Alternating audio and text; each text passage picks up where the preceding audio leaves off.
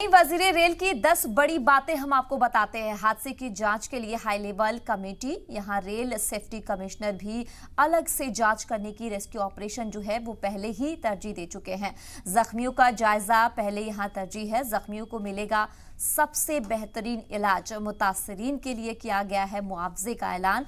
यहाँ पर rescue operation के बाद रूट बहाल करने की भी तैयारी। हादसा कैसे हुआ ये अभी फिलहाल साफ नहीं है, तो पटरी से कैसे ये ट्रेन उतरी है इसकी भी जांच हाई लेवल पर की जा रही है। जांच जारी है। लापरवाही या तकनीकी खराबी से हुई है ये हादसा, उसके बाद भी लगातार हाई लेवल की मीटिंग है और इस पे जांच भी जारी है।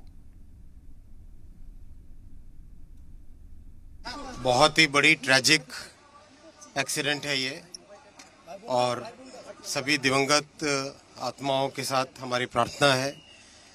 कल रात से कंटिन्यूअसली रेलवे, एनडीआरएफ, एसडीआरएफ और राज्य सरकार सभी मिलके रेस्क्यू का ऑपरेशन कर रहे हैं। कंप्लीट मोबिलाइजेशन किया गया है। इधर बालेश्वर की तरफ से, उधर भुवनेश्वर की तरफ से कंप्लीट मोबिलाइजेशन किया है। टाटानगर से सब जगह से मोबिलाइजेशन किया है, ताकि मैक्सिमम इस तरह की बड़ी ट्रेजेडी में जितना एफर्ट लगाया जाए उतना कम होता है। उन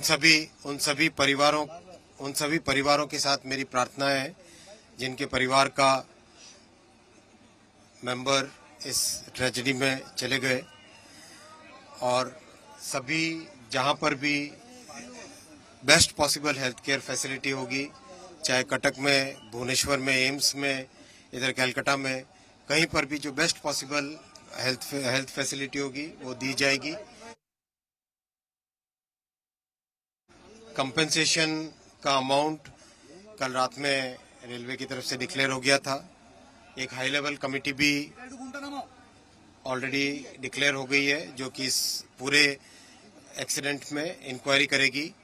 कमिश्नर रेल सेफ्टी को भी बुलाया गया है, वो भी इंक्वायरी करेंगे और इस प्रॉब्लम के, इस एक्सीडेंट के रूट कॉज में जाएंगे।